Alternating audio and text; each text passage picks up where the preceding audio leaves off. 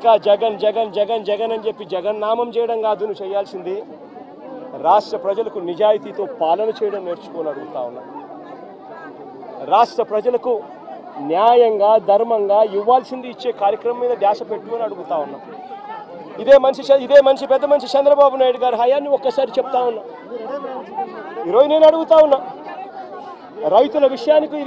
ఇదే రైతుల విషయానికి సంబంధించి నేను చెప్తా ఉన్నా ఇదే పెద్ద మనిషి చంద్రబాబు నాయుడు గారి హయాంలో ఒకసారి పరిస్థితి ఎలా ఉంది అని గమనించమని అడుగుతా ఉన్నా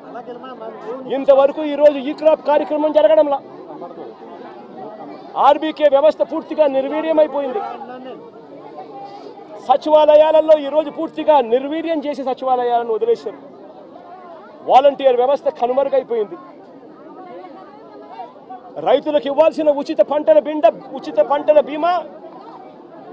గాలికి వదిలేశాడు రైతుల తరపున కట్టాల్సిన ఇన్సూరెన్స్ ప్రీమియం కట్టకుండా వదిలేశాడు నేను అడుగుతా ఉన్నాను ఇదే పెద్ద మనిషి చంద్రబాబు నాయుడు గారిని ఈ క్రాప్ ఏమైందయ్యా అని అడుగుతా ఉన్నాను గ్రామ సచివాలయాల్లో పెట్టాల్సిన సోషల్ ఆడిట్లో పెట్టాల్సిన లిస్టులు ఏమైనాయా అని అడుగుతున్నాను ఆర్బీకే వ్యవస్థ ఏమైందయ్యా అని అడుగుతా ఉన్నాను ఇదే పెద్ద మనిషి చంద్రబాబు నాయుడు అడుగుతా ఉన్నాను వ్యవసాయ సీజన్ మొదలయ్యేసరికి రైతు భరోసా ఇచ్చే కార్యక్రమం ఏమైందయ్యా అని అడుగుతా ఉన్నాను వ్యవసాయ సీజన్ మొదలయ్యేసరికి రైతులకు ఇవ్వాల్సిన 0 వడ్డీ ఏమైందయ్యా చంద్రబాబు అని అడుగుతా ఉన్నాను రైతులకు ఇవ్వాల్సిన పెట్టుబడి సహాయం గతంలో జగనే ఉంటే 13,500 ఖరీఫ్ సీజన్ మొదలయ్యే టయానికి రైతన్నల చేతిలో పడేది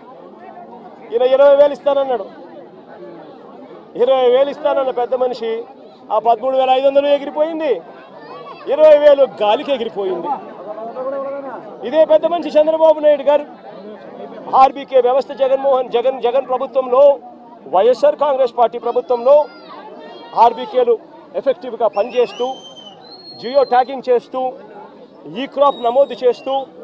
పారదర్శకంగా ప్రతి రైతుకు కూడా ఇన్సూరెన్స్ గవర్నమెంటే కట్టేది రైతన్నకు ఏ పంట నష్టం జరిగినా ఏ నష్టం జరిగినా కూడా ఈ క్రాప్ నమోదయ్యేది ఆర్బీకేలు పనిచేసేటివి వాలంటీర్ వ్యవస్థ సచివాలయం వ్యవస్థ ముమ్మరంగా పనిచేసేటివి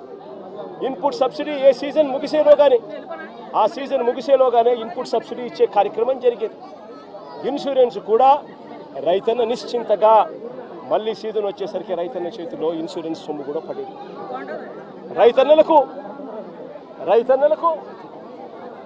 ₹1 ఖర్చు కూడా లేకోకుండా ఇన్సూరెన్స్ ప్రీమియం రాష్ట్ర ప్రభుత్వమే కట్టేది రైతన్న వ్యవసాయం మొదలు పెట్టేసరికి రైతన్న చేతిలో పెట్టుబడి కోసం రైతు భరోసా సొమ్ము ఉండేది నేను అడుగుతా ఉన్నా ఈరోజు దేశంలో ఎక్కడా లేని విధంగా వైఎస్ఆర్ కాంగ్రెస్ పార్టీ ప్రభుత్వంలో జగనన్న ప్రభుత్వంలో ప్రతి రైతుకు కూడా ఇలాంటి నష్టం గతంలో జరిగి ఉంటే గతంలో రైతన్నకు